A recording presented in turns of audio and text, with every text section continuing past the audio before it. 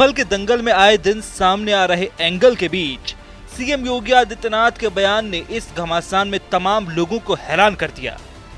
दरअसल विधानसभा में सीएम योगी ने साफ संदेश दिया कि संभल में जो हमारा है वो हमें मिलना चाहिए, इससे इतर कुछ और नहीं। अकेले संभल में 67 तीर्थ थे और 19 कूप भी थे, जिनको एक शरारत के तहत एक निश्चित समय के अंदर समाप्त कर दिया गया और जिनमें से 68 तीर्थों में से 54 तीर्थों को ढूंढना ये तो हमारी विरासत का हिस्सा है और हमने तो वही किया है। हमने तो वही कहा है कि जो हमारा है वो हमें मिल जाना चाहिए। हम उससे इतर कहीं नहीं जा रहे हैं, उससे इतर कहीं नहीं। और 19 जो कूप हैं उन्हें भी मुक्त कराया गया है। सच कड़वा होता है और उस कड़वे सच को स्वीकार करने की सामर्थ्य भी होनी चाहिए। सीएम योगी ने संभल के बदले हुए भूगोल में इतिहास के पन्ने पलटते हुए कहा कि साजिश के साए में संभल के 68 तीर्थों और 19 कूपों की निशानी मिटाने की कोशिश की गई। अब 68 में से 54 तीर्थों और 19 कूपों को खोजा गया है। संभल पर सबसे पहले तो सरकार ये बताए कि उन्होंने अभी इसी बजट में कहा कि कोई भी दंगे नहीं हुए, सांप्रदायिक दंगे, और खुद ही संभल का रोना रोते रहते हैं। तो जो संभल में हुआ, जो बहराइच में हुआ, वो था क्या? सांप्रदायिक दंगे ही तो थे।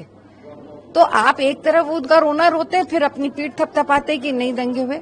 जो भी है उसकी निष्पक्ष जांच हो और उसकी न्यायिक जांच हो रही है। और मुझे विश्वास है हमारी न्यायपालिका पे जो भी उस पे जांच होके तथ्य सामने आएंगे उसके हिसाब से कार्रवाई होनी चाहिए। भारतीय जनता पार्टी की सरकार जनता के मुख्य मुद्दों से जनता का ध्यान बांटना चाहती है और जब भी ये पुरानी बात है कि जब कभी कोई सरकार काम नहीं कर पाती है तो वो धर्म को बीच में ले आती है।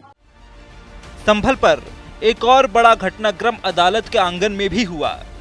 4 मार्च को इलाहाबाद हाई कोर्ट की सिंगल बेंच संभल मस्जिद पर सुनवाई के दौरान हिंदू पक्ष के वकील हरिशंकर जैन की मांग पर कोर्ट ने मस्जिद को विवादित ढांचा लिखवाया।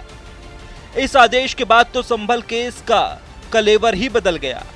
लोग कह रहे हैं क्या अयोध्या विवाद की राह पर है संभल का अध्याय।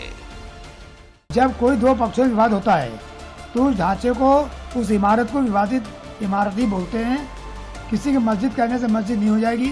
अगर कोई नारा लगाता रहे मस्जिद थी मस्जिद है तो हम भी कहेंगे उसका मंदिर थी मंदिर रहेगी। तो कोर्ट में मामला चल रहा है तो कोर्ट में विवादित ढांचा ही कहा जाएगा और जब तक कोर्ट में फैसला नहीं हो जाता इसको मस्जिद नहीं कहा जा सकता।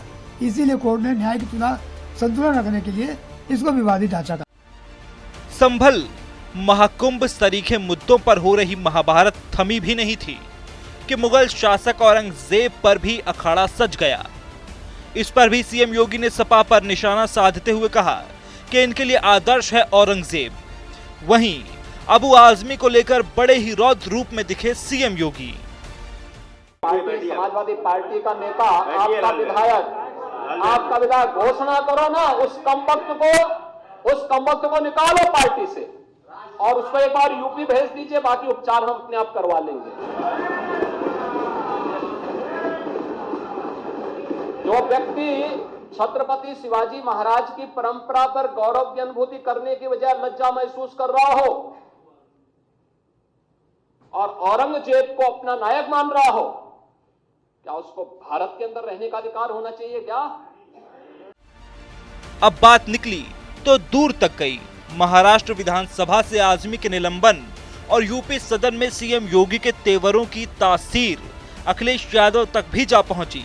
अखिलेश यादव ने भी अपने सिपह सलारों को बेखौफ और बेमिसाल सरीखा बताकर बीजेपी पर पलटवार कर दिया। निलंबन का आधार यदि विचारधारा से प्रभावित होने लगेगा तो अभिव्यक्ति की स्वतंत्रता और परतंत्रता में क्या अंतर रह जाएगा। हमारे विधायक हों या सांसद, उनकी बेखौफ दानिशमंदी बेमिसाल है। कुछ लोग अगर सोचते हैं कि निलंबन से सच की जुबान पर कोई लगाम लगा सकता है, तो फिर ये उनकी नकारात्मक सोच का बचपना है। बहरहाल, देश प्रदेश के सियासी गलियारे में औरंगजेब से लेकर संभल तक कड़ा संग्राम सजा है। वहीं संभल पर सीएम योगी के बयान पर सवाल यह है कि क्या सीएम योगी ने खींच दी अपनी लकीर।